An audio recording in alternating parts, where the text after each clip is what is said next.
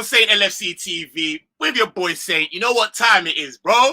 I don't keep this game. I don't keep this show regular, but you definitely know every week it's coming, and I'm coming with a bag of guests. You know, everyone's there. Like, come on.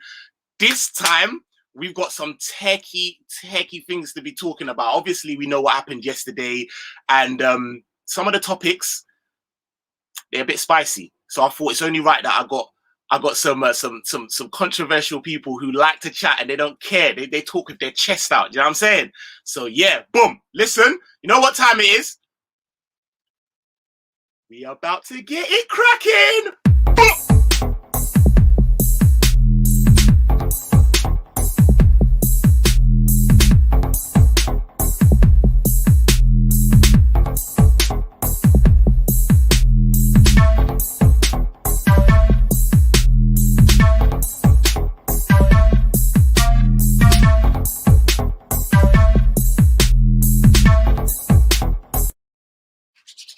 Boom. We're back. So, welcome to the LFC Catch-Up Show, episode 6. 6. Yeah, the amount of Champions Leagues we have, but let's leave that there, innit? Boom. All right, introducing my guests and that. Come on. Fitness, you know what time it is. My Lord. Yeah, full of vibes, full of energy, come off the back of a hard stream. Man's vibing. Yeah.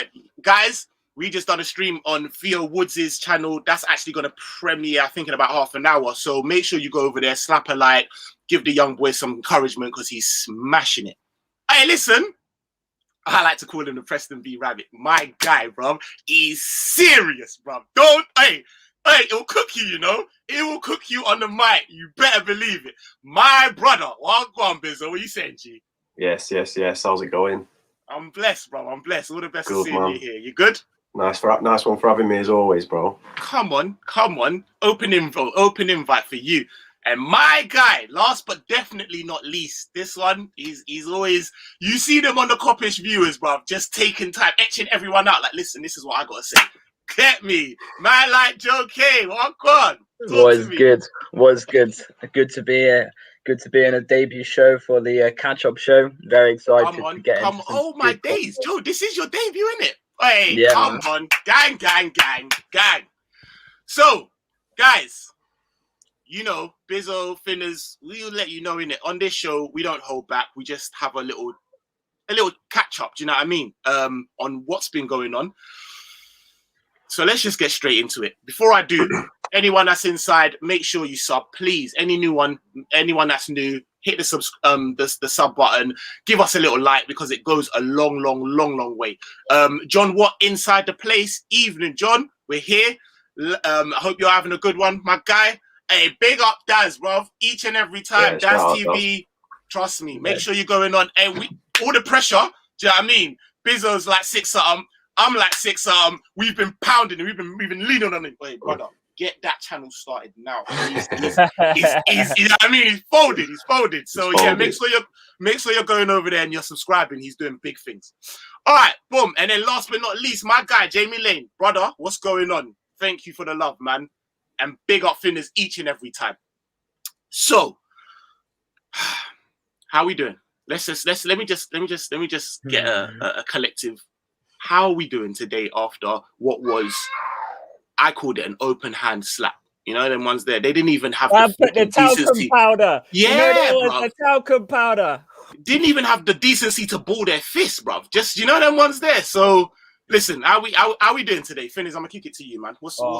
Yeah, look, I'm coming with the energy, coming with the vibes. Listen, they took the game to us how I wanted us to take the game to them. They were playing football golf from their own half. Man, like Tony Cruz spraying them passes. It was stuff of dreams. Only we could dream that our midfielders played like that on occasions. Seriously, it's levels. Yeah, no, you're right. Boy, Bizzo, how are you feeling? Because the thing is, let me caveat that. Me and Bizzo in a group chat, and Bizzo had big things to say about, and I was on it. I was like, yeah, I'm feeling this. So Bizzo, I'm not gonna lie, you was one of the first I thought of when it started to go bad, man. I think, Jesus, this is completely. It was the opposite to what we were expecting, wasn't it? We thought we all. I mean, most Liverpool fans wanted Real Madrid in the next tie of the Champions League as well. We thought it'd probably be our best game and our best chance of going through to the semis. So it was very disappointing the way we played. I thought stop hatfishing us. Might tease you later. Sign up to my OnlyFans. I'll take it off. It was just we just played shit. It was such a bad performance, man. It was like coming off the back of that Arsenal win as well. I was so confident. I thought, we're back firing again, and we just went straight back into the shit, mediocre, horrible, unmotivated play. I've got loads to say on it though, so I'll let Joe, go. Don't worry. We're just intro vibes. Don't worry. We're gonna go. Joe, man. What how you feeling? It's just a bit disappointing. Obviously, the emotions were riding high last night, even this morning. Obviously, it's calmed down still. But yeah, I mean, just trying to think back. I mean, we were so excited before the game. This is our home place. This is the Champions League. This is the quarterfinal. This is what we're known for. And we just completely gave a really poor account of ourselves that first half. I mean, I was saying it on Ryan's stream or Laser stream after the game. I mean, how many times this season have we said, yeah, that was the worst half of the season we played? And once again, it was another shocking first half performance. But yeah, we'll dive deep into it. It's just a bit disappointing, but I'm looking ahead to the Villa game. I think it's a massive game. I'm excited to see us play. All right, so let's pull it back. Let's pull it back. I think Bizzo said something that I think he's spot on with. A lot of us, when we saw Real, we were like, yeah, you know what? Actually, we can do this. I don't know. I don't think it was a straight, oh yeah, it's the one I wanted. But when it came out, we were like, you know what? Yeah, we've got unfinished business and we can deal with this. We are off, like again, like you mentioned, we're off a very convincing win against Arsenal. They beat Eibar or something 2-0 on the weekend or something. So we're both coming into the game, do you know what I mean? Clean sheets, confidence is high. They've got an aging midfield. Talking to what Finnis says, they've got an aging midfield, brother. Like, I don't understand. Like, they've got a 35-year-old and all them things there. So, and with the addition of Fabinho back in DM, let's start off with the starting lineup and our thoughts going into the game. You know what I mean? I'll kick it off. I mean, on my preview, make sure you have gone and seen that because it's the first intro with Finnis. Finnis had a lot to say on that one. And we both actually had pretty much the same kind of lineup. I went for 2 holding because of how good Bobby looked when he was in that 10 with the inclusion of Jota, Mane, Salah. That whole, just having them on, I thought, wow, it looks so tasty. I was like, yes, please, I'll have some of that. I didn't really care, if I was honest with you, who sat with Fab. I could understand why I would have seen Gini, and I could have understand why I would have seen Thiago. But that was pretty much what I was looking for. But I did also say in the preview, that's what I'd go for. But I do think he's going to go for a more conventional, do you know what I mean, holding and the 2. Obviously, there were surprises with seeing Keita. I'm going to be very honest with you. At the beginning, I wasn't like, oh, for fuck's sake, what's he doing here? I thought, oh, you know what? Okay, no, see, all right, cool. Keita's one of the few that can. That's why we're going to get there.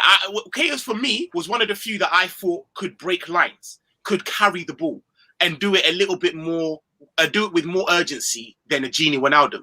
So seeing him there, not seeing Gini, I thought, oh, okay, I get it. You want quick transition. You want Flacco to get the ball, give it to Keita, and Keita's going to beat couple man and open them up. That's where I was coming from. I just want to go to how you lot were thinking. Let me go to Bizzo, obviously, because you've pretty much said that I was talking absolute shite. So yeah. Bro, he got the lineup so wrong, man. Like, I'm not even like I just think. Do you know what it is? I think we didn't give them anywhere near enough respect as what they should have had in that game. Let me stop you there. You got the lineup wrong. What would you have gone for?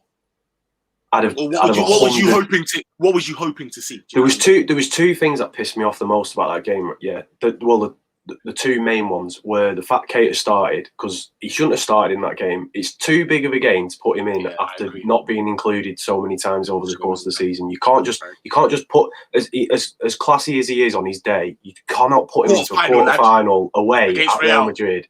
Yeah, straight in again, and you're lining up against Modric and Toni Kroos, which are aging, but classy's permanent.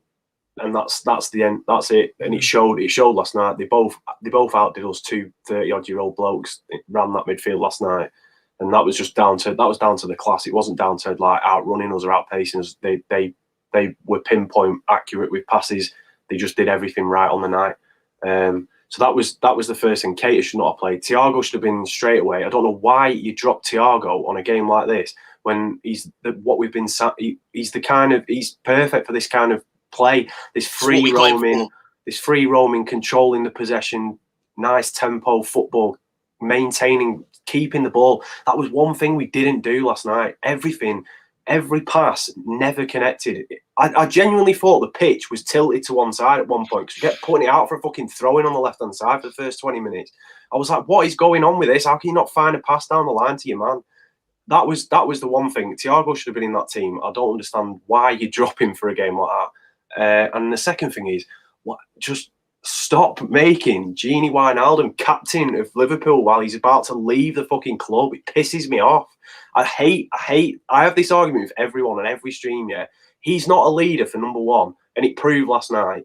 Number two, why would you have James Milner as a captain and thump Arsenal 3-0 away and then not play him again when he projects the leadership qualities you need to get through a game like Real Madrid away? It baffles me, stuff like that. And then what you do is you put the armband on Gini Wijnaldum, who's, can we just all admit now, he's looking like 80% he's leaving. He can piss off after that performance, bro. Yeah, he's not a leader though. This is what pisses me off. Like, you've got to give credit to teams like Man United, as much as we don't like doing it.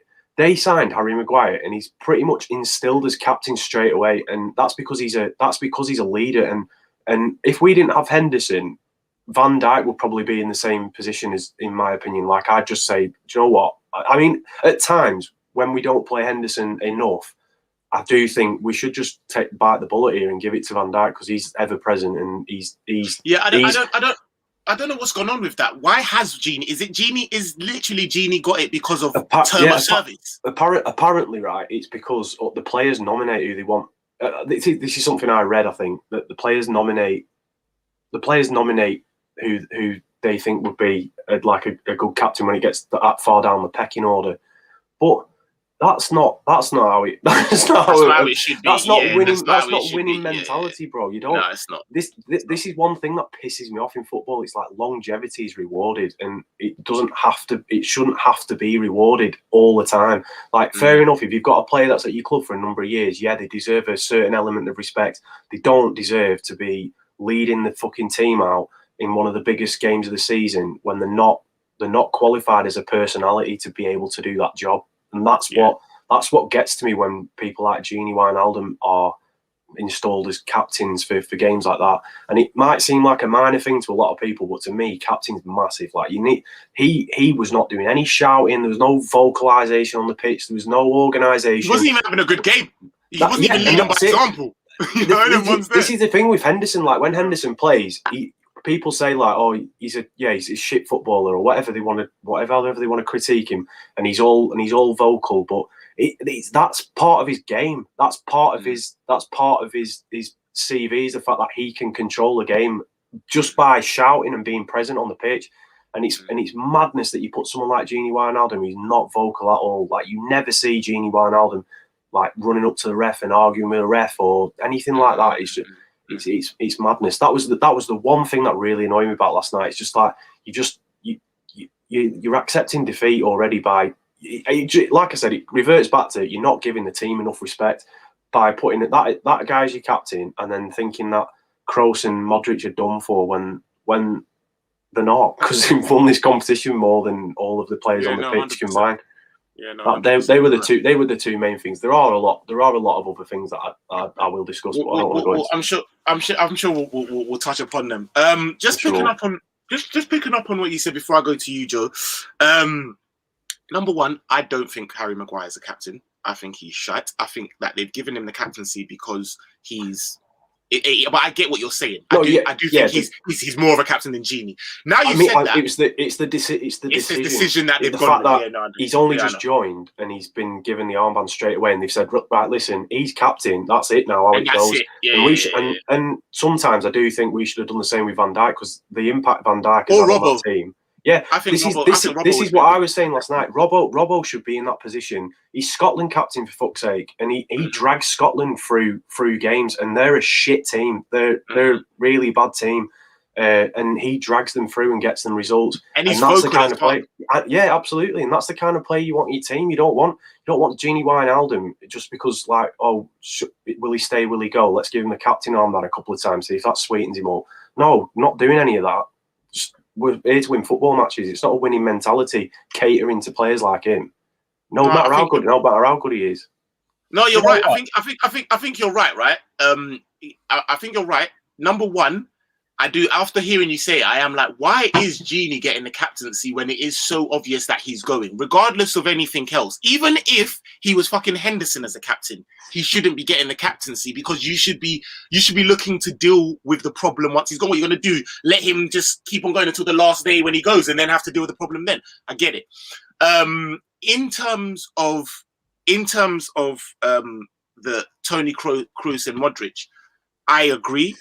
However, I do think that Klopp got it wrong in terms of the amount of space that they got was fucking ridiculous. When Toni Kroos can give hand gestures like a fucking guy behind, who's the guy behind the baseball bat? You know the one I mean, and he's giving it all. Yeah, give him the long ball or the curve ball. What the fuck? What is this, bruv? Man has enough time to. What you want it? What you want, a little slice with it? All right, I got you. And then deliver it. Hey, bruv, there was way too much time. Way too much time. Too much respect, bro. That's all it was. Too much respect, and I get it. And Keita, I didn't mind if I'm not there in it. I'm not there in terms of, like, I rate Klopp so much that I thought there's no way he could be stupid enough to let Keita play in this game. Like, Keita must be doing absolute stupid shit. He must be spitting his chewing gum out and reverse volleying it into the bin and all sorts in practice for him to be like, nah, this guy's shit hot. And that's what I thought it was. Until I saw him, I thought, oh my God, no, it fucking actually isn't. And so I definitely feel like Klopp got it wrong. Predominantly, Klopp got it wrong in that sense, and tried to fix it. It's not a case of, like, slating the team and saying, like, oh, we're done for here. I do not think we're done for by any stretch of the imagination. I know there's a lot of fans that think this is it now and we're out, but I genuinely don't. I think it's all to play for still. I think City have got it harder, having to go to Germany and get a decent result against Dortmund away from home. But it's one of them. It's just disappointing to see when you play so as poor as you did. Like, we've had some bad games this season, and I think that first half was possibly our worst half of the season, and that is saying something. That's what I was about to kick to Joe. So Joe, listen. Yes, boss. Do you ultimately think that, just picking up on what Bizzo said, that Klopp got it wrong? What was your thoughts on the lineup? And did we really just concede that? Did we concede that midfield? Don't even answer that, because we did. Why? It was more what I want to know. Yeah, I completely agree with pretty much everything that Bizzo was saying. I think it was a baffling choice to play Naby Keita. He's hardly played football this season, which is what Bizzo said. His last 90 minutes was against Fulham at home. This is a massive game. It's Real Madrid away in the Champions League. Now, the midfield of Thiago, Wijnaldum and Fabinho was picking up form. They were understanding how each other's plays. They were picking up, little bits and pieces about each other's game. And there was a good relationship between that midfield and the attack, and a good relationship between that midfield and the defense. I have no idea why Keita played. I really don't. Thiago, like you said before, Thiago is a man for these games. He's been in the big games for a long time with Bayern Munich. He's gone deep in the Champions League. This is, again, what we signed him for. I mean, I just don't understand it. I was baffled by it. Some fans were slightly less baffled. Some fans could understand it. But then you saw in the first half, I think Klopp realised he made the wrong decision playing Keita within the first 20 minutes. The amount of space The Real Madrid were getting on their left-hand side with Ferland Mendy and Vinicius. They were doubling up, and Trent. I mean, Keita's positional senses was wrong. I don't want to go into him too much because, like, you know, I feel bad to just go into him because of that 45 minutes, and it doesn't He necessarily. shouldn't have been played. Basically, he shouldn't have been played. Really, of course, it's startling. Seriously, I don't understand. The Thiago Wijnaldum Fabinho midfield has worked in previous games, but obviously, it's done now. But the point was, Keita got substituted within 41 minutes, and he just didn't have a good performance. Some would say within that 41 minutes, maybe the game was lost. Was the game lost? You know, just in terms of like, no, we played miles better. We played miles better when Thiago came on, bro. When he came on, in that second half, we had as many opportunities as they did. We had very poor. We had 10 minutes in that second half where we could have scored 3 quite easily. I think, and that's all you need in Champions League football. You just need that one period of time. The fact of the matter is, we gave them all the first half to take the lead in that game. It was we weren't solid at the back. But it was just piss poor all round. Though it wasn't like any particular area. It was just the whole performance. It started to get true, but they were finding joy down Trent's side, and I don't think that's entirely Trent's fault because they were doubling up on him. Normally, Henderson is covering those spaces extremely well, which is why he's so integral to our team. So I can't wait to see Henderson and Van Dijk obviously come back, but just the amount of joy they were getting down the right hand side because Keita was positionally a bit unaware. I think that's down to him not being played. That's not down to him. His ability is because he hasn't played. He's not in the right frame of mind. He's not ready. It's an intense game, Champions League quarter final. I'd happily see Keita start maybe against Villa on Saturday. I don't know, change it up in the midfield, rest a few players for the second leg. I don't mind that. That's a different discussion. But it's just in a Champions League quarter final when the midfield of Thiago Wijnaldum and Fabinho was on form, it just found it a bit really off. I think Klopp thought this was going to be a bit of a walk in the park last night. Personally, I saw him in the interview, and he was saying like, "Oh, people around Madrid are saying that Madrid are favourites," and he was going, "Yeah, that's fine. I'm happy with that. I don't care. I want us to be underdogs." And it just come across like a bit like, "Yeah, well, I'm going to prove you all wrong." Like when we put 4 past you, kind of thing. And I think the way that he set up was a way that you would set up if you were trying to get 3 or 4 goals against them and just completely dominate them from the off. But it just didn't work. It was too much. It was too lopsided towards like it was just that. Do you know? It was very similar to how we set up against Atalanta away. I think that's how we kind of approached the game. Very similarly to that, with Jota, Salah, and Mane all starting. But games like that, you miss players like Firmino. I'm telling you that man will not stop pressing you for 90 minutes. And we will definitely get onto that. I definitely got a lot to say about that. To be very honest with you, Bizzo, trust me, mate. We got a segment on that. Wait, just really quickly. Sorry. But in terms of the front three, I wasn't too disappointed with the front. I know in hindsight we can talk about Firmino and the fact that he does tend to perform in the big games, and the fact with Casemiro, Cruz, and Modric, Firmino is experienced enough for Liverpool to understand his role of taking out Casemiro in the game. That's in hindsight, yeah. But for you guys, what was your preferred front three going into the game? Because mine was what was on show. That front three with the inclusion of Bobby. Wanted a 4-2-3-1. I wanted a 4-2-3-1, bro. Like I don't understand. Right. Like there wasn't. It was. I wanted that front three. I wanted Bobby behind him in the 10. I don't understand. Like I wanted that. He did it. It looked ridiculous when he did it against Arsenal. This is what I don't understand about Klopp. I'm like, Klopp, you're mad. Because if you knew that you was going to play Keita, why we look like a different team? 2-0 up against Arsenal, we look like a fucking different team. We started to play the football. That's the 10 minutes you're talking about, Bizzo. It was very similar to that after we were 2-0 up in Arsenal. So why don't you bring Keita on then? That don't make no sense.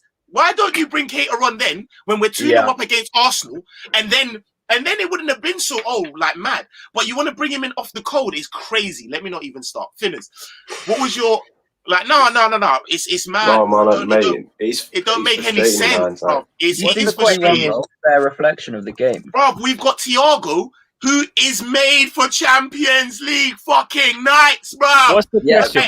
Ask me the question quick, Saint. Ask me the question. because I need to answer this, and I've been Yeah, sat here I know. still. Finn has been sat patient. I'm You sorry, have literally bro. like, just been sat there, sat on your hands, just waiting. I know it's all 24 minutes. I'm sitting there looking. I'm thinking, yo, I've got to get this guy in here. All right, listen. Finn. Now you're calm. You know I bring the vibes in it, but these two have got very valid points. But ask me the question and see. I'll come back with some answers. Quick time. Finners, me and you, right? We both sat here in our preview and said, gassing up the thing.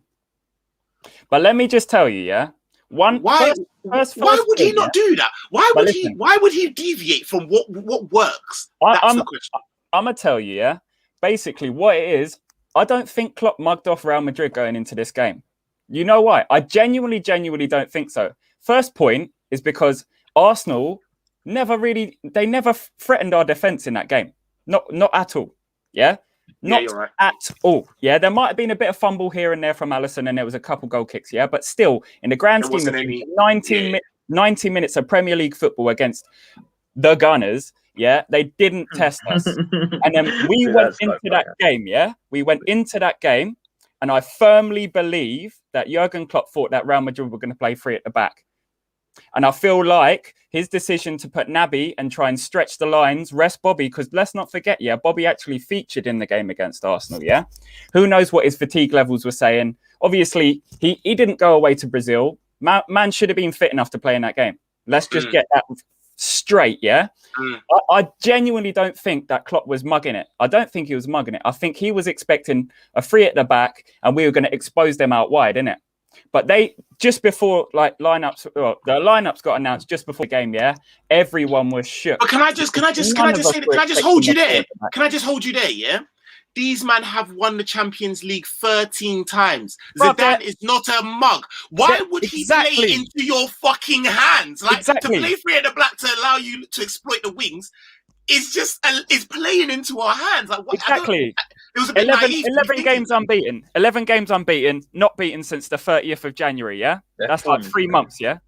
So what we saying? My problem is that Keita hasn't had enough game time to justify the fact that he was started. I don't care how well he's training. It happened to us a couple games back when he started to choose Oxlade, and he was like, "Oh, Ox, you know, he really does deserve a game in the team because he's training so well. He's back to his fitness, blah blah blah." I feel like he's got some sentiment for these players. Yeah, it's too sentimental. Yeah, football is a business. Yeah, people need to understand it. As much as we love this team, yeah, it's a business. You put your man out on the pitch, you get the job done. Simple. That's true. I agree with that. Money. It's what makes the money, and that's what keeps the club pushing on at elite level. If we're not actually being ruthless in fixtures like this, best believe we're going to end up in the UEFA Conference League. It doesn't make any sense. It doesn't make any sense to be sentimental, but then in 41 minutes, bring him like, what the fuck are you doing, brother? Like, you know what I'm saying? That's what I said earlier. Wait, Joe. Before you go, quickly, let me just quickly read this chat. Shout out Gang Deep Poor, always supporting the channel, man. Much love. I'm gonna say this now. If Henderson is not in the squad, I do not want to see a 4-3-3. We don't have the players to play the system's sufficient case in point. Trent got caught out constantly, no cover. I think that pretty much goes to what you were saying, Joe, earlier on. And I think he might have a point. Klopp got it wrong in the second half. We should have switched to a 4-2-3-1. Thiago and Fab in the double pivot, Bobby in the 10, Mane left, Salah right, and Jota up front, and hit Madrid on the counter. Bro, Gang Deep, get out of my head. So they weren't really giving us chance to counter them. Or I didn't think. Do you know what my big problem with the lineup is? Sorry, I didn't really get a chance to explain myself fully. Sorry. The lineup issue, is how can we play a defensive midfield free against Arsenal, absolutely slap them up, and then we go, oh yeah, that was light work. We're just going to go and put a CAM on, and we're not going to try and soak up pressure, and we're not going to try and soak up any of this play, yeah? We're just going to go at them. But you choose to put Keita in that lineup instead of Bobby, who's known to work well between the lines, yeah? I wouldn't even necessarily say a 4-2-3-1. I'd say 4-3-3, Bobby in that midfield, just slightly forward. Not playing a full 10, but... Yeah, but he's never played that role. It doesn't matter, though. It's about how his attributes synchronize with... City, played against City. It's about how his attributes synchronize with the team, yeah? It's a team performance. If you're not playing as a team player, it doesn't matter how you're called upon. Centre-backs, Henderson and Fabinho this year, they're not centre-backs, but they still do a job. They did. So let's forget this whole myth of Bobby's not a CAM, blah blah blah. He No, can We transition. signed him as one. We signed him Exactly. as a CAM. That's He what we from thought we Hoffenheim. signed him as, Position. and then moved him. And this is what I'm saying, because Bizzo said in a game like this, you need Bobby's running. Like, we don't have we don't have Ramos or Varane. So why wouldn't you try and have? Why wouldn't you have him in there just causing havoc, trying to suck one of them out to try and cover the space in which he'd be making, to then leave you some space, and especially if you're playing Jota's finding his movement and his manipulation of space is one of the best out there. So why would it just doesn't make any sense. And you double that up. If you doubled that up with Firmino's movement, these lot are getting lost, twisted. Exactly. That's what I'm saying. You have Firmino to like cause a little bit, and he can suck some movement out, because like and you know what? there was no counter. Everything was in front. That first half was. You know, in our preview, Saint, in our preview was going, Benzema, Malbec, aging like a fine wine, all of this, yeah? We know what he was doing, but you know what it was yesterday? He wasn't even the main man. The thing is we thought that Benzema was going to be the main man. The two centre-backs thought that as well. And he manipulated the movement of the play so well that Vinicius was so mobile. He was so mobile, and he was the real threat, It was about how Benzema was pulling man away to open up the space, and then they utilised the mobility of Vinicius to expose our leg. HMS Phillips, last night. HMS Kabak, they're docked up at Canary Wharf, mate. Pay £10, you go and take a tour if you really want, because their movement yesterday was so static, bruv. It was like stuck in the mud. It was like a flipping four transit in a cul-de-sac, rude boy. That's what happens though when you put man like that in a big game like that, and obviously it's no fault of their own. They've never played in a magnitude of that game, and it shows your inexperience. Like you can play like that against the Premier League side, because you're going to be playing 10, 11 of the similar style of game. But when you're flying out to Madrid, Champions League quarter-final, against a team who was so good in this competition, it's a completely different game, and it showed last night. It was like there were two inexperienced defenders last night. The problem for me is when we saw us getting open up, when it went 1-0, I just knew, we didn't have the mobility, and for me, Thiago needed to play deeper than Fabinho, because he has got the mobility. I know he's shaky and he does have rash tackles. He loves to get a yellow card and whatnot. But if he's roughing man up in that kind of in between the lines, obviously that kind of makes them think, we can't actually pull this off. We can't dink them balls from our own half over the back line into them tight spaces for our man to manipulate, Benzema to drag the position in, and then for Vinicius to run onto and actually carve out a chance. What needed to happen was Thiago needed to be that pit bull in that holding position and enable kind of Thiago to sit alongside him. But it just didn't play out like that with the choice of Keita. It didn't play out like that. It didn't. Shout out Gang Depot again. Our midfield did not work. Theirs. You have to press the older Modric and Cruz, not give them time on the ball. We got passed off the pitch. I definitely, big facts. I definitely agree. Stephen Somerville, what's up, lads? Great content, and wait till you see what happened on Theo's channel. Yeah, cheers. I won't even let the cat out of the bag now, but make sure you go and check Theo's channel. We had Stephen on there, and he was smashing us. That was a very brilliant nice little segue to my next point. Cheers for that, Bizzo. I'm gonna fire it over to you, and I'll go round. Right? Have we got a little bit gassed in terms of Nat and Kabak? And was yesterday not to be too reactionary, but was that a stark realization into what's needed in terms of the standard, and are they considerably short of that? And moving forward, how would you address that? Because obviously we've got Kabak on a loan. We've got Nat. I'll kick it to you. I don't think we've got gassed. I think it's been encouraging to see them playing well together. They do work well. They do work well together as a pairing. But let's not forget, it's the only pairing that we've got at the moment, so that they have to. So the thing is, Phillips. I think the thing with Phillips, I think if he had something like magical about him that would get him into that team week in, week out, Klopp would have seen it by now, because he's been under 23s captain, and he's been around the squad for a while. And to start with, Reece Williams was getting picked over him. And Reece Williams had just come back on loan from Kidderminster, which is which is like mad how he was getting Non-league, into innit? The Minster. Yeah, bro. Non-league, bro. Yeah, mad. Mental. He's really just diabolical. Kabak though, Kabak, Right. I stand by the fact that I think Kabak's going to be a player, mate. I 100% believe it. Like I just think for someone who's 19, he's got every attribute you need. He's confident. I know he had a bad game last night. However, the whole team had a bad game, and I think when all your good players aren't playing well, your inexperienced ones don't play well because it like brushes off on them. Like you can't have a Kabak or a Phillips come through and outshine a Fabinho and a Mane and a Salah in a game, because if everyone's not playing well and the fluidity isn't there in the team, then it brushes off on the inexperienced players first. That's why you saw them like scuffing a couple of passes and being a bit rash on the ball. But I don't think we're getting gassed. I think like as I said, I think it's just good to see like them playing well together, and we're not like conceding so many goals constantly, and it's not like embarrassing to watch, because at one stage in the season it was embarrassing to watch us defending, and I think them two have kind of like worked together and built up a little partnership, and it's only going to get better in terms of defensive crisis, in my opinion.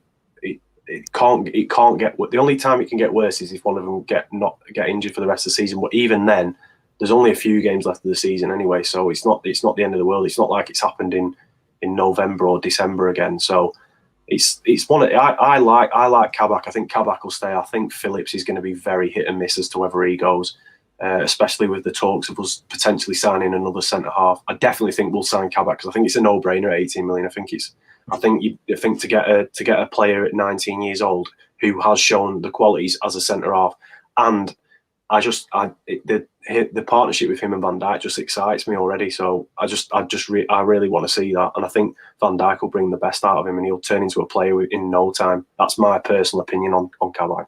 I'm gonna go before I kick it to Finners, right? I have totally the opposite opinion. I think that you're right. They're the best that we've had. I think that it's so good to have seen a back line that's actually looked half decent as opposed to shaky, and obviously the shakiness has come from a lot of, you know what I mean, different things. If you're not playing two centre backs longer than 2 games, then do you know what I mean, what do you expect? Do you understand that? Just in terms of Kabak though, I feel like Kabak's learning on the job. I do get he's 19, and I feel like he's got a high potential. Do you know what I mean? And but there is a lot right now. Do you know what I mean? Like it's not like we aren't even really in a position where it's like, you know what, we're rebuilding right now. And like, if you speak to Arsenal fans, they're generally like, yeah, but we're in a transition period. I know they've been in a transition period for all 5 years, but do you know what I mean? We're not there. A lot of us wouldn't say that we need a big rebuild. Like if we're honest, next season we want to see a title fight. We want to see a title race. We don't want to be like, oh, I want to see us in a title race. Like I want to see us in the latter stages of the Champions League. Our bar is very high. We can't afford to have someone right now learning on the job. Like, we just can't afford it. Yeah, but bro, we don't have any other options. Yeah. However, what if? But I'm hearing all collector car, Botman around the 25 region.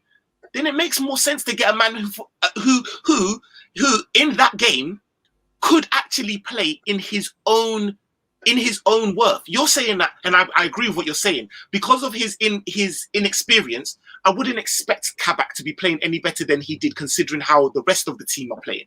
However, if you got someone else who's a little bit more established, they can play in their own right. You could find that out of that game, we weren't great, but a Botman actually was not too bad. Or do you know what I'm saying? Because someone who's having to learn on the job is just far too much of an ask for them. Bro, he's not learning on the job though. He's being asked to be a plumber with fucking building materials. Do you know what I mean? He's like he's not got anything around him which will bring out his true qualities. Let's be real. Like when Fabinho signed for the club, he didn't start in our team for like a month and a half. We kept him out of the team. Thiago was the same. Well, Thiago kind of got pushed straight in, but we had players who were like embedded into the squad and were like fit in as like a jigsaw piece to kind of complement what was going on around him. Kabak's had a completely different Liverpool career. Kabak's been like, listen, I'm really sorry about this, but like, we're going to push you in and start this game, and you're going to be playing against a really inexperienced centre half, and both of your wing backs are out of form, and your keeper's just come back from a traumatic experience, and your midfielders all just disjointed, and Fabinho's going to have to drop back and play a couple of games centre half. Like that's going to really not bring out the best of you. What I'm saying is, next season you put Kabak against Virgil van Dijk for a period of time, whether it's 10 games, 20 games, 30 games, whatever. Kabak will improve leaps and bounds, just like if you put any player in that team against them. You watch all the players when VVD's back. I know we keep playing it down like it's not, like people are saying, oh, it's not all about one player, but really, like, everything fell apart when he got injured. Like, let's be real, it wasn't a case of... I hear what you're saying, but we can't have players here waiting to get censored by the fucking mark. Like, the thing is, do you know what I mean? It's I know what you mean. You bring this up, comes back, then like, really and truly, all it is for 18 million, bro. If he's 18 million, why not slap another 4 million and get someone who's going to be a little bit better? Like I said, I still think they're not going to be amazing because of all the things in which you said. Brother, you're having shitfest going, but they would be better than Kabak. Bro, Kabak is sometimes learning on the job, because I'll see him a game and he's ball watching. Then he's like, right, I can't do that. Then the next game he's getting better. It is what he's learning on the job. What I personally would do would invest a tiny bit more, get a slightly better centre-back, and keep Phillips, because Phillips is already. That's what I would do. Finners, I'm going to go to you. What's your thoughts on the whole? I'm just going to say a little bit basically of what about Bizzo was saying about how Kabak came in. First and foremost, Liverpool getting 2 defenders on the last day of January is not good enough, This is an elite level club. We have been in the market for a whole month, And first and foremost, you look at the players that come in like Fabinho and Robertson, it took them time to get up to speed, But we were not in a position where we had that chance, We could not say, oh, we get this young centre-back in, we'll put him on the bench for about 6 months, and then we'll slowly transition him into the starting 11. We did not have that chance, Klopp wanted Koulibaly. It came out in the press. He's wanted him for ages, and FSG just turned around and goes, nah, you're right. Take Kabak. And as soon as Kabak got announced on that last day, I'm telling you now, I've been saying this from the get-go, it's 80% done just from him walking in the doors. It's going to take something colossal for him to tarnish his reputation at us because of his age, because of who he came from. Let's not forget, Schalke have had an absolutely diabolical season. They're at the footer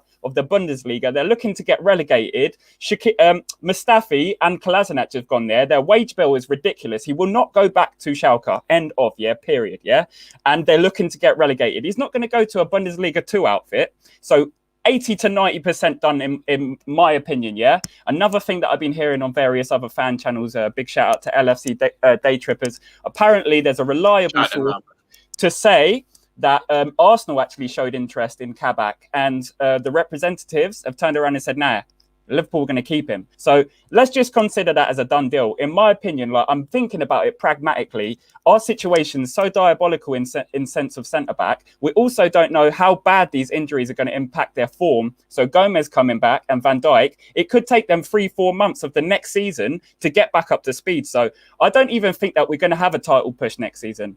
I feel like we're going to be, I really don't. It's going to take something extraordinary for us to get back to the levels of A, the momentum, B, the motivation, C, the consistent, the guts and glory that we had, the guts and glory that we showed last season was completely different to what we've seen this season, and it takes a long time to form and to shape that mentality within a whole football team. There's 25 individuals in a football team. And another thing as well, sorry, just an extension back onto the Wijnaldum point, who gives a player with 6 months left on their contract the captaincy? No team in their right mind would actually do that.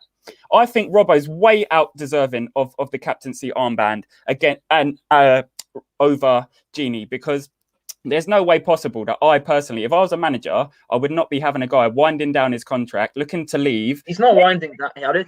What's happening then? What's happening? Because it's not being renewed. He hasn't been given one. Just a quick. This is contract demands. It's his contract demands. Is it not? 250 right, it might be his contract. FSG haven't really given him anything yet. I'm not slating him, because we know how consistent he is. We know what he does for us as a team, Yesterday was a freak game for Genie. I genuinely don't think that's going to be his kind of form going into the rest of the season. I genuinely don't. I really do think that was a freak game from Genie. You know, he's always there, 7s and 8s. Like, he always puts in the most consistent shifts out of most of our midfielders. I just think with this whole Kabak situation, the deal's over the line as far as I see it. As soon as he came, I think you might be right there. I don't think he's being signed as like a first team out and out star. No, I think we will. I think we will go into the market for someone else. I think we have to, because we can't. We're not. But this is what I'm saying though. Yeah, number one thing, Bizzo. One thing I don't know what I can even touch, bro. I just need to say it because it's a fucking question, isn't it? But please, I beg you, don't start sending me death threats. But what if? And it's a massive if. But what if Van Dijk don't even come back the same Van Dijk? Like, do you know what I mean? Like, that is a. It has to be. Listen, we've got someone there.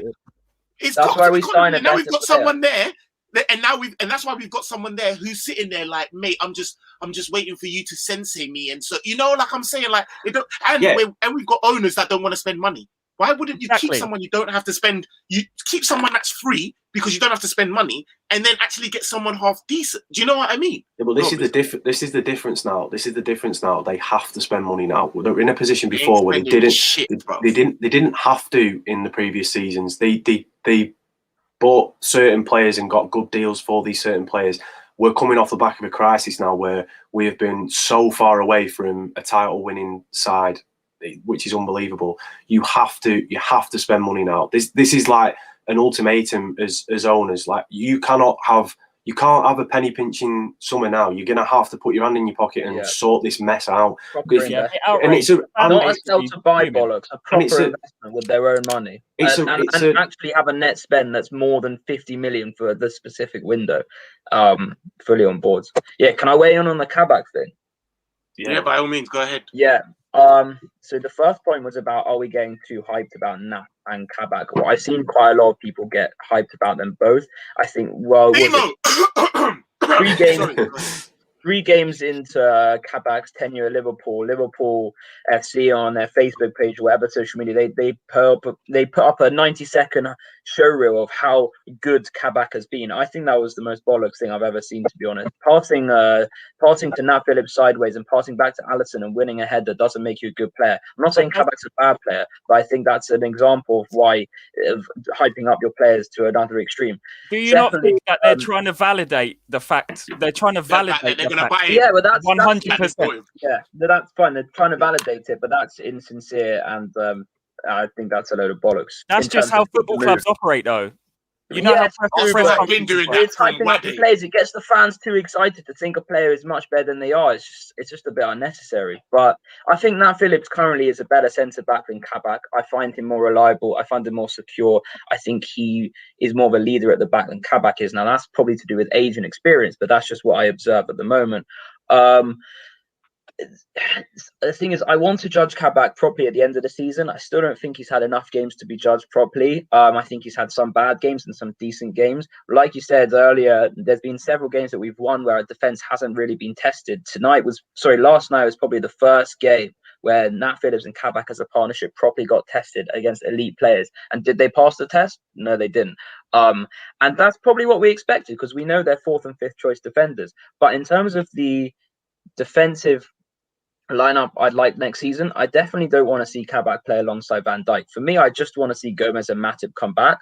I know this is segueing into different discussion, but for me, I think Matip is our second best defender. I'd love to see him start alongside Van Dijk next season. Now, I'm not saying he's going to last the season because he gets injured constantly. Because he won't. That's why you're not saying it. No, he won't last the season. But I think we keep. So I think it's in first. Okay, hold on. I think it's integral we keep Joel Matip, because if we don't keep Matip, then we're asking FSG to buy 1, 2, or 3 more centre backs, and that they're not going to do that. So we keep Matip, we keep Van Dijk, we keep Gomez, we buy another good player, and then we either have Nat Phillips. You know what's going to crack me up? Do you know what's going to crack me up is the fact that we've not seen Davies, this new Davies Preston. Oh yeah, Bizzo, have you actually seen him? I know you're a Lancashire lad. Have you actually seen any of his games? I'm from Preston, bro. So have you seen anything of him? He's not a real player. He's an invisible man. He's a cardboard cutout. I'm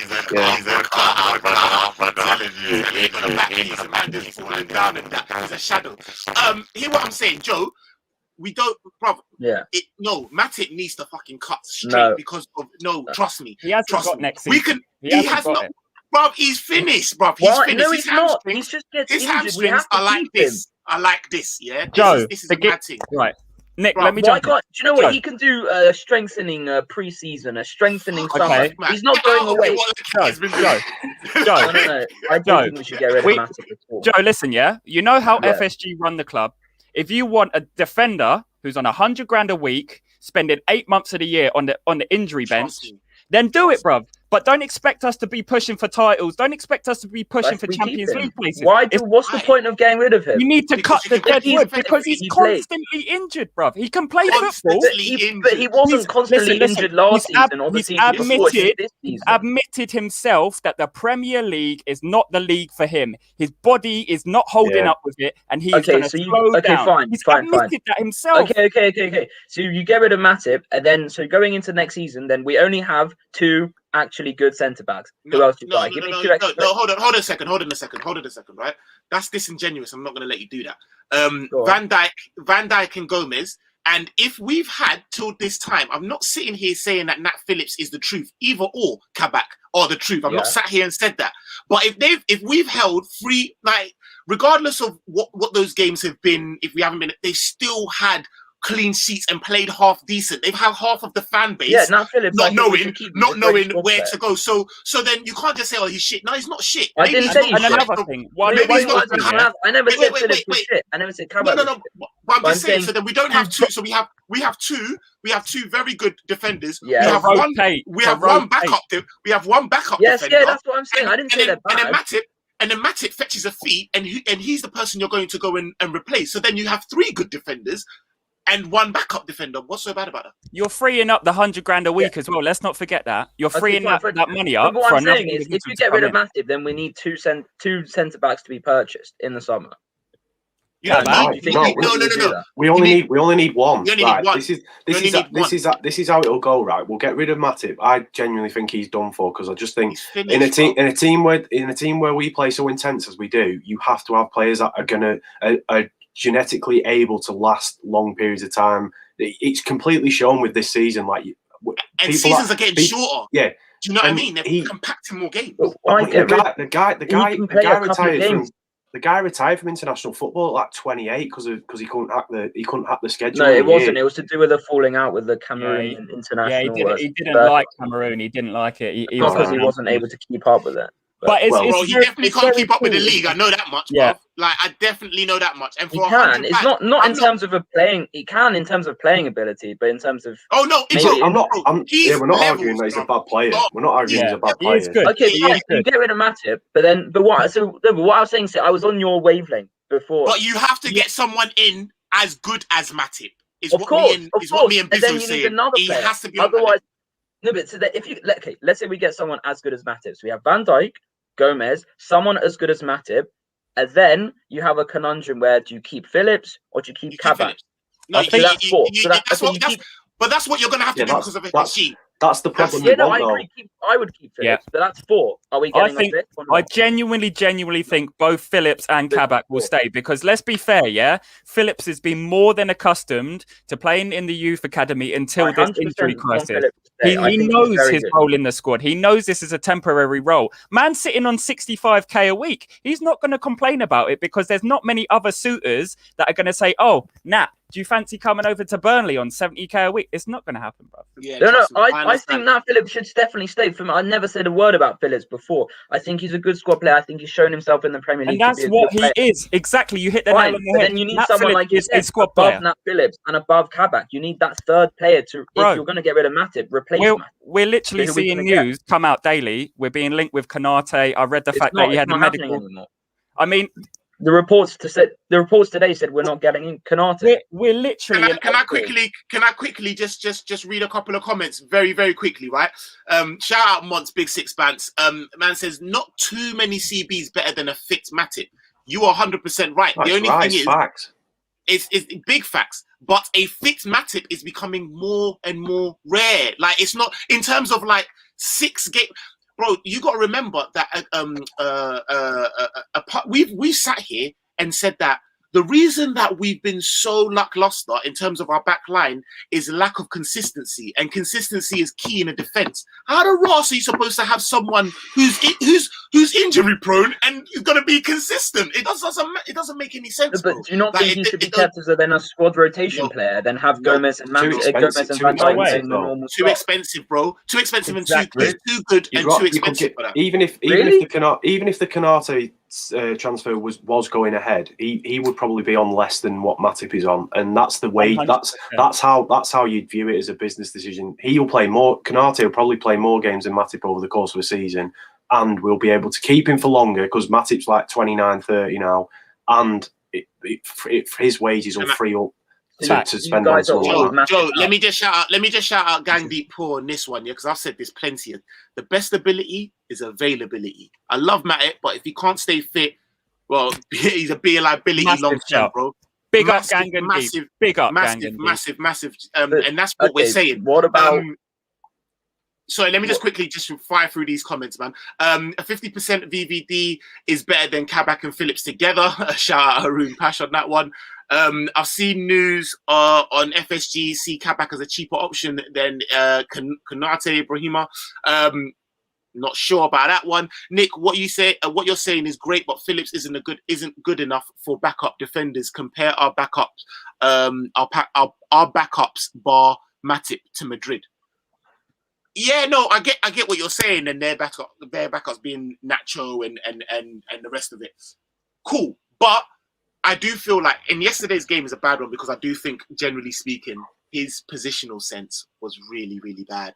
I generally feel like who's this? Shout out to Phillips. His positional sense was bad, bro. I'm not gonna sit here and like shout out Drifty from Coppish. And I agree with that. If a ball's coming as far as it's coming, you can't then be under it like that. Like it's a two things. Like your positional sense has to be better. Also, Trent, it's happening in front of Trent. It's happening in front of Trent. Trent should be saying to you, "Yo, bro, you've got a guy on your blind side." You know them ones there. And then even the second one, like when it just went under his, I was like, your positional sense right now, you're getting found out. But listen, he didn't have that midfield line that in front of him though. Like Fabinho should have been protecting the back line much better than he was, and I feel like people are giving him a blight.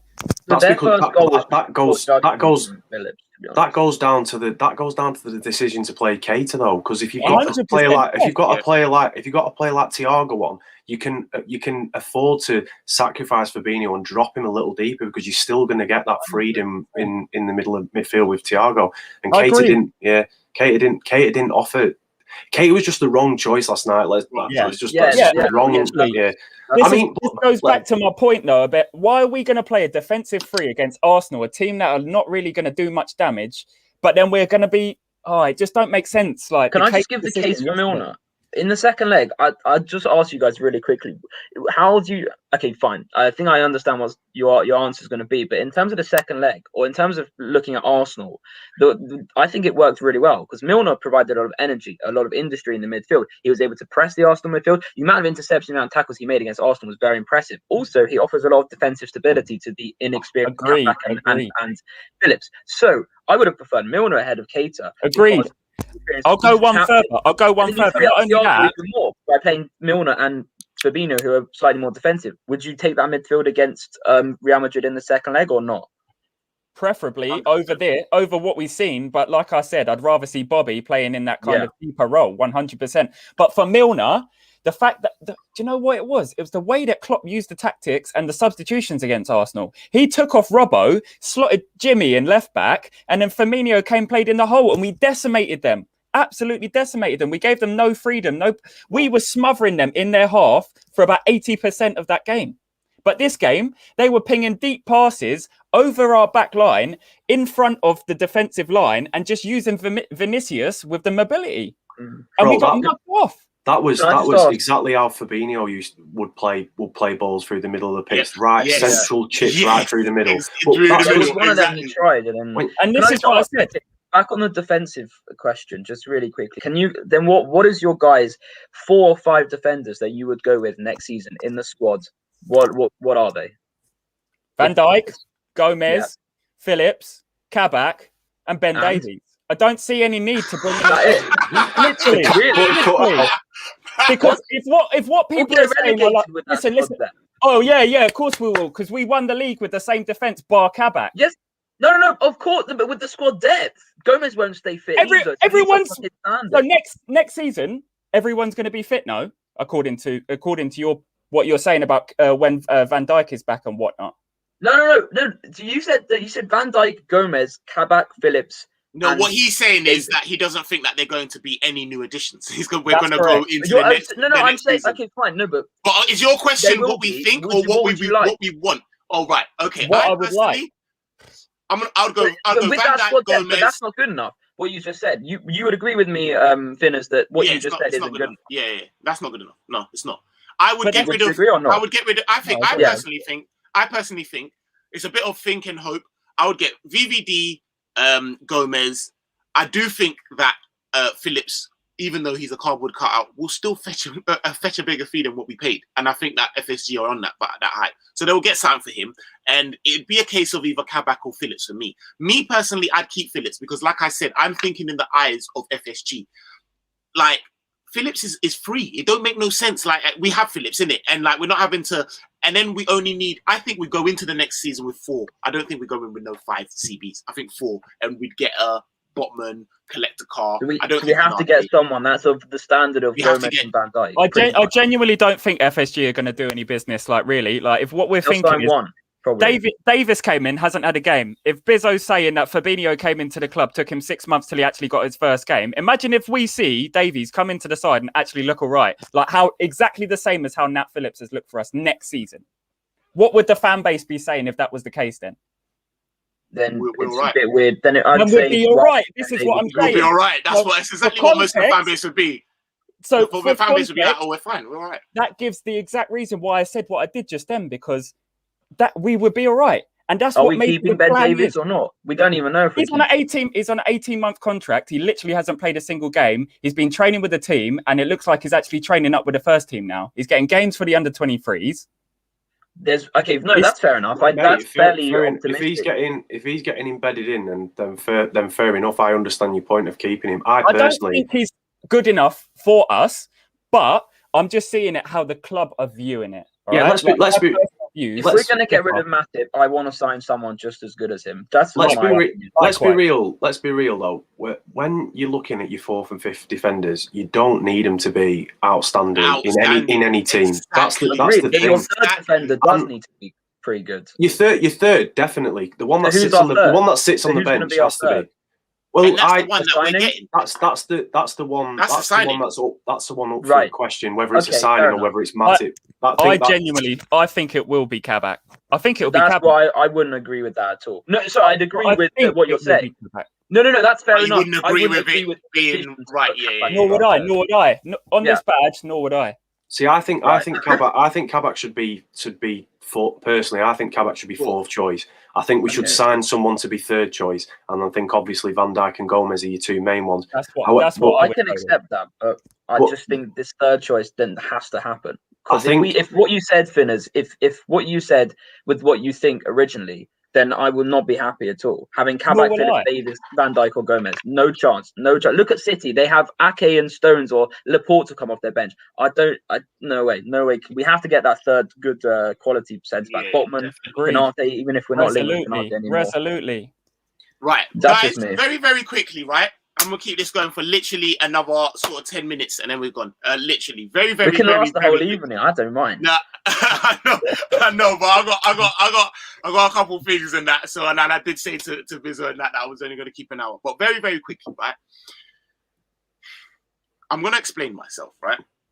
I've had some thoughts. I've had some thoughts on Mane that have been struck down. And I want to just basically,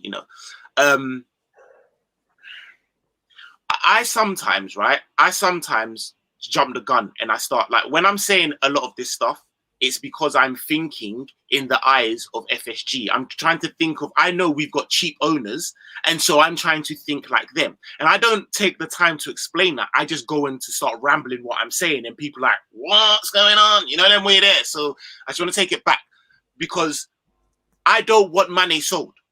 Like, people are gonna be like, what? But you should. No, I don't. I don't want Mane sold. If I was a Man City or even a Man United, I'd be calm. I'd be like, oh, we're just gonna get someone else.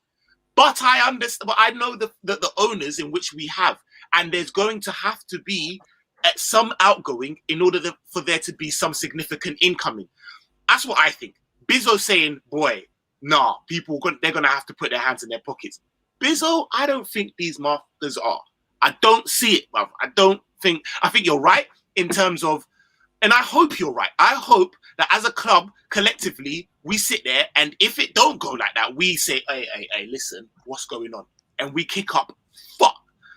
But generally speaking, I don't think these lot are going to give us the 150 mil that we deserve, that we should have in order to really cover, do you know what I mean? Like, I don't think so.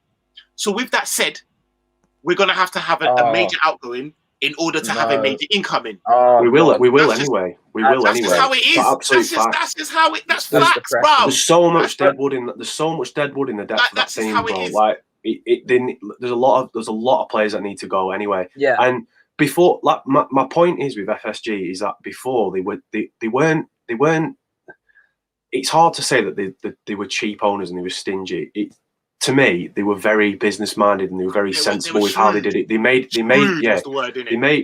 sure that they were never setting themselves back way too much money, and to a point where the margin was massive between signing a player and selling a player, and the gap was always very minimal between the two, and they always had a net profit, which was great. Let's not forget we've won a Champions League and a Premier League off it. Like it has worked. The system has worked.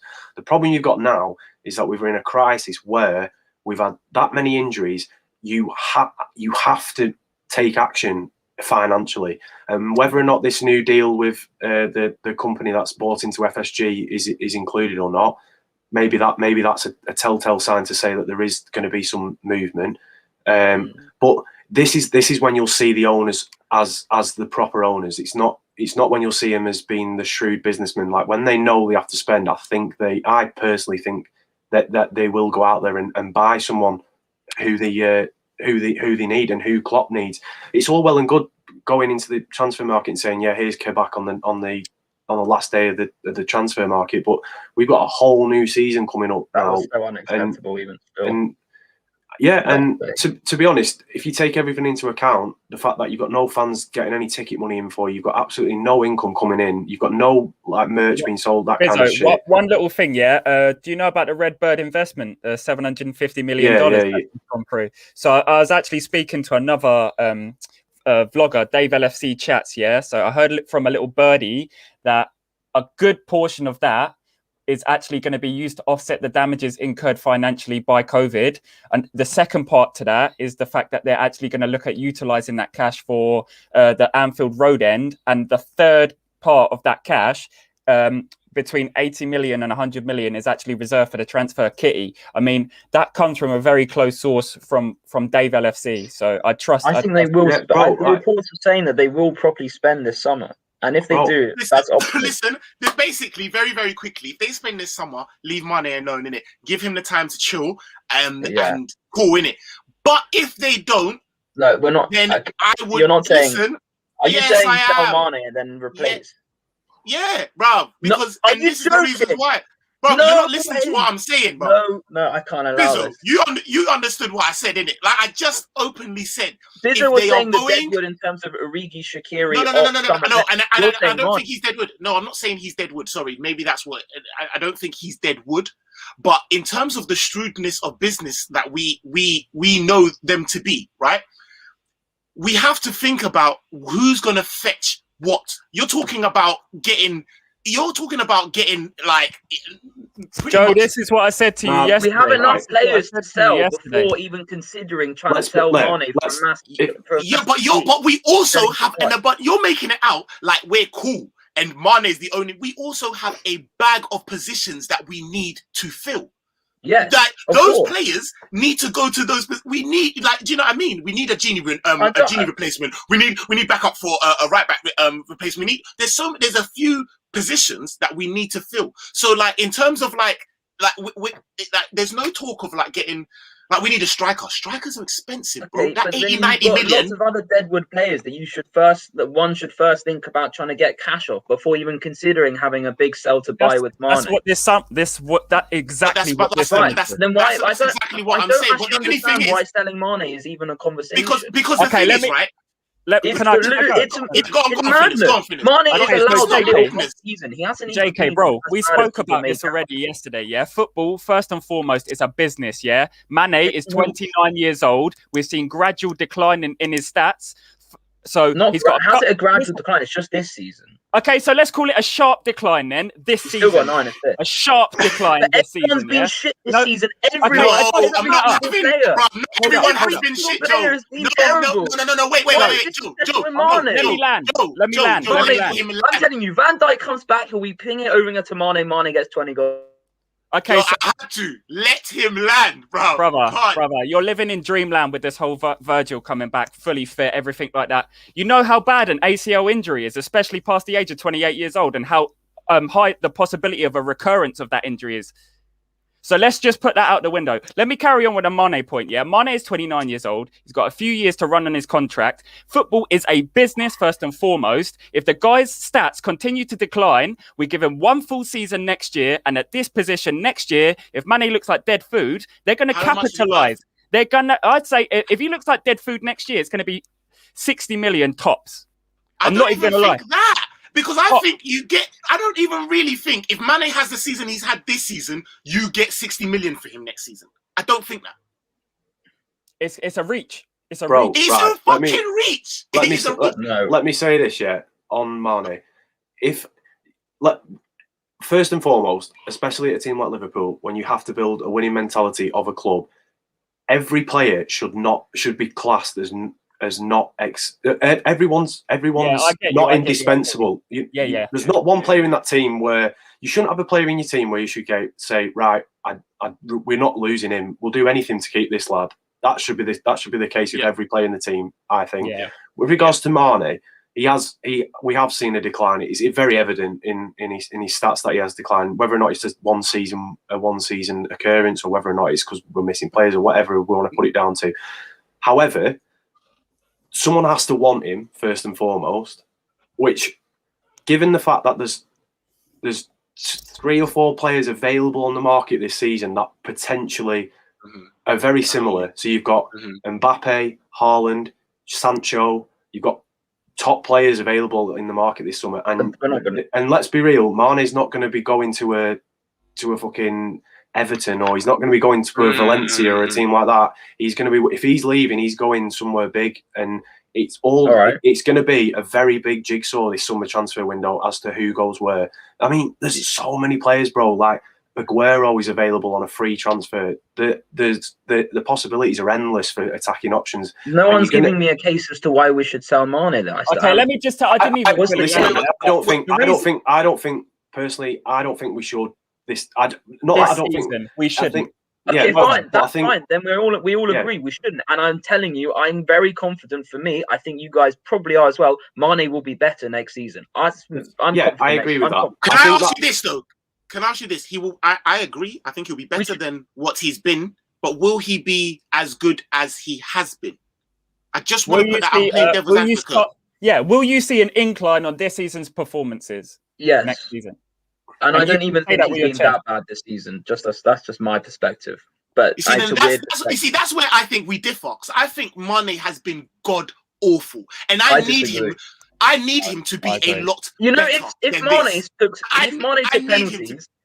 Mane took penalties, he'd have almost as many goals as Salah has this season. Forget about Forget about all of that. Yeah, let's put stats aside. The fucking eye test, bro. Like, his decision making. My 2-year-old's got better decision making than him. His decision making is awful. He's not.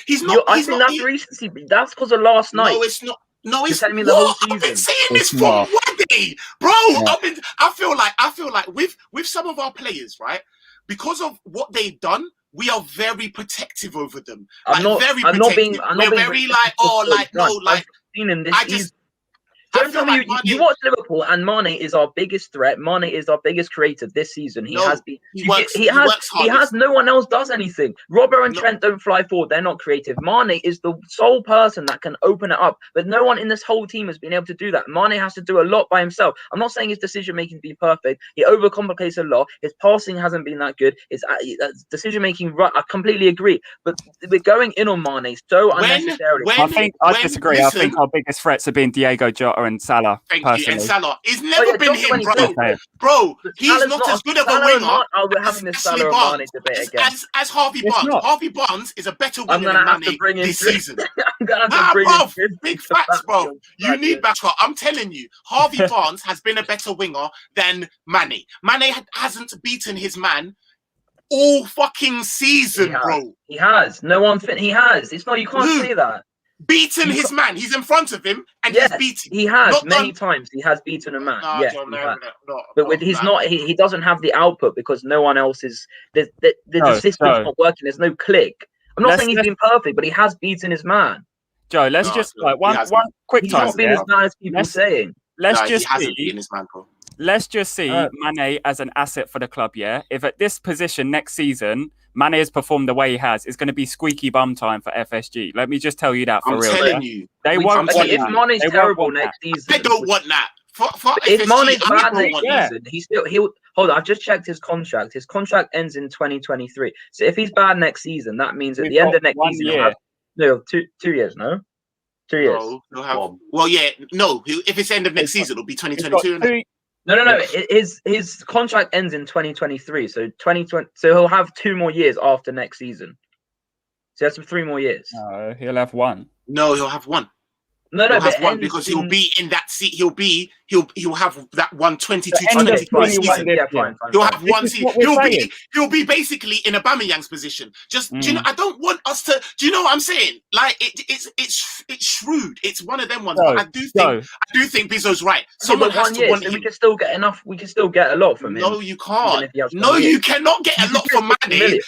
If Mane has the same season he's had this season, and he's 30 with 1 year left on his contract, you think we can get 60 million for him? Brother. 50, 60, probably, yeah. Brother. No, we cannot. Maybe. We would sell him for what we bought him for. We would sell him for round about what we bought him this isn't a big Rafinha, but I just don't. Mane is not done. And it doesn't really matter. It doesn't really matter to be very honest with you. This isn't even a problem. If we didn't have the model we have. Yeah, it doesn't matter. The whole setup of this is in football now. It doesn't matter because you get your money's worth out of them in the long-term contracts that you have them for. So Mane's been with us for a very long time. We've had our money's worth out of him. We have had more than.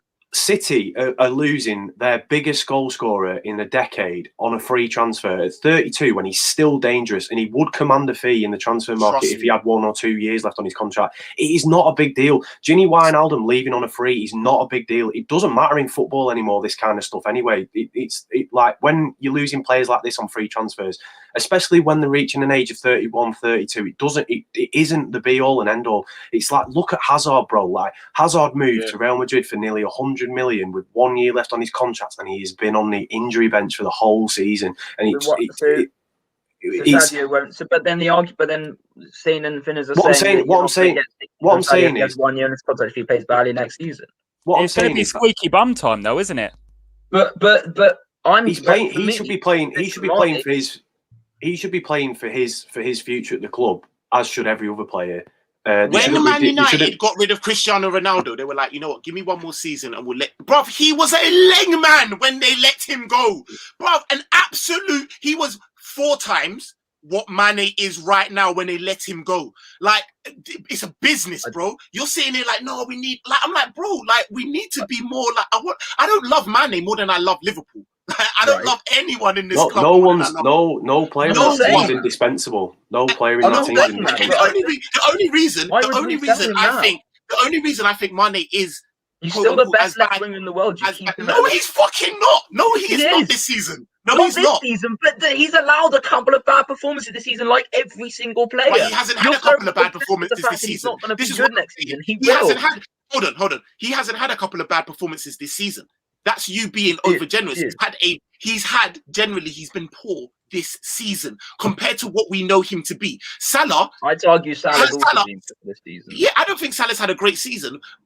But Salah's still top goal scorer, and that's he without dragged us through this season, Salah. Thank you. And he's still not having a good Mane doesn't take a game by the scruff of the neck and make something happen. If he has a bad game, he has a bad game. We know him to do that. We're not asking something of him that he hasn't done before. And this is why I'm saying that I don't think we're going to get the Mane, even if he's better than he is this season, that is as good as he was. Do you know what I'm saying? You can't say that of Salah. Salah is still top goal scorer, and he's not having a great season, dragging us through games. Like, can I just make another point? Aside from the stats, okay, this is just another point. Aside from the goal scorer, in terms of your contribution to the team, in terms of how much of an attacking threat you offer, I had this debate with Mons last night. I'll present to you. In terms of threat as an attacker, quality as an attacker, technical ability as an attacker, the ability to take it past the player, left winger, right winger, whatever you have, Mane is a better player in that respect than Salah. Would you agree? 100%. 100%. Okay. 100%. Right. But it's how effective you can be. It doesn't matter if you're the fucking best player. Okay. Well done for you, innit? How effective were you this season or in that game? Or what? Do you know what I mean? And Salah is far more effective than Mane has been in some time. I don't care if you're the better player. Pogba's a better player than Henderson. I'd still have Henderson in my team any day. Like, it's... But Sadio's still got 9 assists and 7 goals. He's not been out. He's not been that bad. He's still had a great start. He's not been dog awful. I'm not sitting here saying Mane's shit. I'm not sitting here saying, oh, Mane's shit. But I'm just like, and sometimes I speak in hyper. That's why I'm like, I need to like. It's just in regards to what I know. Like, I'm being very matter of fact, very black and white. Like, I'm just trying to play devil's advocate. I'm like, raw. Like, and the thing is, like I said, let me say this: Mane's lack of form or him being as bad as he is isn't due to talent or lack thereof. It is more he's been overplayed. He plays for his country. He's been playing 5 years non-stop. He had a coconut smile. He had a coconut smile last season and went to, that's what I'm saying. So if we're in a position where them man are going to be like, yo, listen, boom, we've got a leg man. Bro, cool. I'm not going to be sitting there saying, oh, man, we should have got Mane out. I'll be happy. I'll be like, Mane, get your rest. Do what you're doing. The likelihoods of that happening are me going to bed and waking up Bizzo Bond. Like, do you know them ones there? No. Do you really think so? Happen, then that's where we differ. Money. Like, I think SSG will actually bring a few players in. Trust me, bro. I'm telling you, boy. But that's where we differ. I think they'll bring in another attacking player next year, but you don't think so. So you think the only way we get another player is by selling Mane. So that's your position. I'm not even. I just wanted to just open up the possibility. We're getting rid of some deadwood in the summer. We're not going to see Origi. We're not going to see. We're not going to see Shaqiri needs to go. Harry Wilson will get a good fee for. Wilson. Can I just say something? Can I just say something? One quick point, yeah. If we actually go in for a number 9, that means that Jota's going to be primarily focusing on left wing, yeah? And Mane's going to have smoke up his arse if Jota performs the way he does next season, yeah? Let's just say that, yeah? So, obviously, we know what's going to happen. I would like that. Because have some rest, come back, you got competition, let's do that. Then competition in the area. In terms 100%. Of, do you think we need a number 9 or another attacker? Is Jota good enough for number 9? What do you guys think? A proper number 9 is what we need? We need a proper number 9, bruv. A proper, absolute. Okay, so therefore, if we get a proper Clark head off if it's in the box, like a serious number 9, bruv. Trudon saying Harvey Elliott will be Mane's replacement. Interesting. Bro, allow me. Not even, yeah. Demo, like Big Six has actually got a show starting. That's why I want to actually lock this up because I know that a couple of them want to jump on there and stuff like that. But I would have actually given him because he would have gone in on Mane. Believe me. Sorry, Finis. Go. Yeah, I know. I heard it all. It was the Mane debate was last night as well. Gang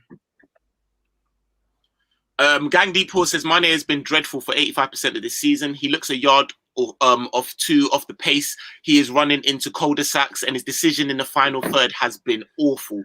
For me, Jota has been our best attacker.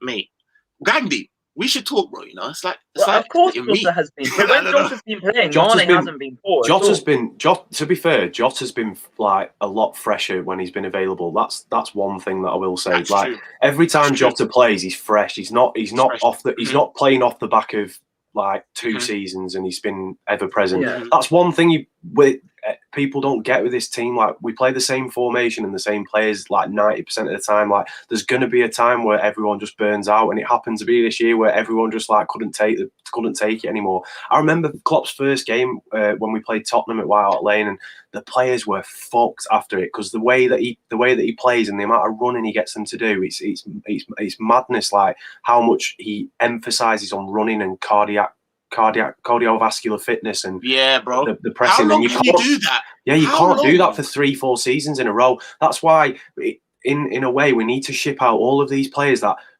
Klopp has at his disposal. But like where you've got like a Mane, a Salah, a Jota, and a Firmino, you need to have 2 or 3 players that are going to come in and do equally as good as a job, because they're going to play equally amount the same over the course of a season, because he needs to rotate, because otherwise it's just going to cause this burnout constantly. And we're going to have periods of the season where our big players are out because they can't continue with the fatigue that they've forced upon themselves. That's why players like Origi and Shaqiri and Oxlade-Chamberlain potentially have to go, because Klopp doesn't rely on them enough over the course of a season, which to me signifies that they aren't good enough to play in his system. And that's how you should. That's how. Let's be real. Klopp's built a winning formula. He's got the winning formula. He's got the machine and all the bits of when everything's working at the same time. It works fucking really well. But when there's a cog missing, or where you put the part in the wrong place, it will not work as good. It's like have you all watched The Last Dance with Chicago Bulls? Their dynasty was predominantly the same players, bar 1 or 2 that they'd rotate every year. Coach. And the system was exactly the same. The triangle system was exactly the same, and that's exactly how Liverpool work. I've seen the similarities in between the two of them, and if you get players in and build a depth where no matter what lineup you're coming with, similar to a City, you're going to cause problems. It's a different game, mate. It will. I mean, let's not. I mean, this has been a chat where a very heated debate where we've all discussed mainly negative things about the performance and stuff. Well, let's be real, like. If we get it right in the transfer market, we'll be back. We'll be back in no time. It's like exactly that. I mean, I'm very confident. And let's just say this as well. Like, Klopp will have learned a lot from that game against Real Madrid the other night, and he'll know how to approach this game at Anfield. He'll know what to do differently. He knew what to do after 34 minutes. That's why he brought Keita off and brought Thiago on. He knew what needed to change, and he'll know what to do when they come to Anfield now. And let's be real. It will give them a game regardless, and the opportunity to win is there. I hear that. No, listen, I like that, boy. I like that, and I definitely hope that. I think it is half time, obviously, but listen, we'll have to see in it. Like, we're gonna have to do a lot. It's. We're just gonna need a typical Liverpool European night, and we're fully capable of doing it, even though there's no crowd there, but. They didn't have a crowd for theirs, so it's one of them. It's going to be 4-0 anyway. We need to go at them. We just need to go at them. Bizzo's not giving up on this 4-0, you know. He's like, nah, mate. Return leg. We're doing this. Liverpool 4, Real Madrid 0. I'll ring you like, I'm so sorry, I'll damage you. Mate, one day it's going to happen. One day it's going to happen. Shout out Demo, man. We are winning at Anfield. We are going through. Hey, listen, I've got a couple of topics, but like I can't. My missus is killing me. I know. Big Six Bands. Make sure you go and like literally jump over here. Go. He's doing his thing. I think now. So go and he's gonna have a nice little. Do you know what I mean? Go into the match and that. Guys. I knew what time it was when I had you lot on here, the topics I picked. I knew it was just going to be absolute fire, and I've enjoyed every single minute. I want to carry on. No, I know. Joe's like, let's go. I know, but bro, like, Charged his laptop and everything. Bro, do you know what? And as well, bro, I'm sorry. Hey, listen, Bayern are getting smoked as well. Like, it's 30 minutes. They're 2-0 down. There's a lot happening, man. Like, literally, it's my prediction is coming to fruition. Mate, it's mad. Please, everyone that's still in here, please slap a like. Come on, we gave you content tonight. Absolute banter and content, and I'm with absolute great guys, man. Chelsea just scored. Literally, before we jump, Bizzo, what you got going on? I seen something on the socials. I didn't have time to really peep it, so please plug it and let them know where they can find you. Yeah, man. Follow me on Instagram at Bizzo Bond, Twitter at Bizzo Bond. New single dropping on the 16th, a week on Friday, and then I'm live on Twitch in the Anarchy Premier Battles Rap Battle Tournament quarterfinal ting. So let's do it. And he's gonna smoke him like Liverpool should have smoked him. Trust me, if you haven't checked this guy out, he's the truth, man. So yeah, man, make sure you go and hit him up, man. Joe, what's your social so man can hit you up and corn you, give you DMs about money? Yeah, come at me with money. I mean, my Instagram is my only social that I tend to use. Obviously, I use Facebook, but the Instagram is joe.k, JoeKaye. Nice and simple. Don't know. Listen, go find him. Fitness. Come on. Hey. You know what time it is. First and foremost, smash the like, smash subscribe, hit the bell icon, go over to Saint's socials. You know what it is. Saint LFCTV. I'm Finners, regular guest on this channel. I don't have a channel of my own, but Nick, Saint LFC, you've been a don to bring me in. See plenty more content coming out on this page. Also, just to a few of the people that we mentioned tonight, like Theo Woods, Clock Talk TV. I regularly do match reviews for Coppish, the same as JoeKay. Just plenty going on. So please stay active. If you want to interact with me, my name is @itsfinners on Instagram. So yeah, you know the score. Come on. Make sure you lot go and check out what Theo dropped as well. Like I said, he had a little Price is Right game show. That was really big, man. Really enjoyed that, lads. It's been an absolute pleasure. We're gonna have to continue this. Man might have to do this as part 1 or something. Part 2, you know what I mean? No, but listen, thank you ever so much, guys, and we're out. Safe. Nice one. Peace.